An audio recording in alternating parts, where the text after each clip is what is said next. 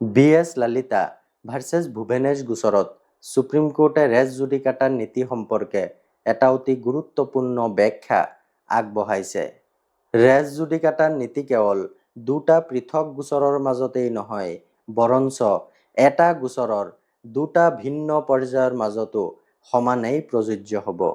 যেনেকে CPCৰ order 7 rule 11ৰ অধীনত কৰা পূৰ্বৰ এখন আবেদন যদি এবাৰ নাকচ হয়, তেন্তে পৰৱৰ্তী সময়ত সেই একেটা ভিত্তি লৈ পুনৰ একেখন আবেদন দাখিল কৰিব নোৱাৰিব।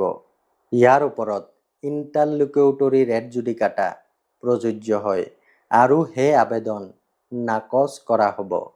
মাটি লৈ কেতিয়াবা যদি বিবাদ হয়, এই ভিডিঅ'বোৰে কিমান যে উপকৃত কৰিব কল্পনাই কৰিব নোৱাৰে।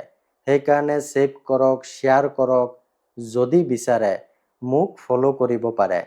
ধন্যবাদ।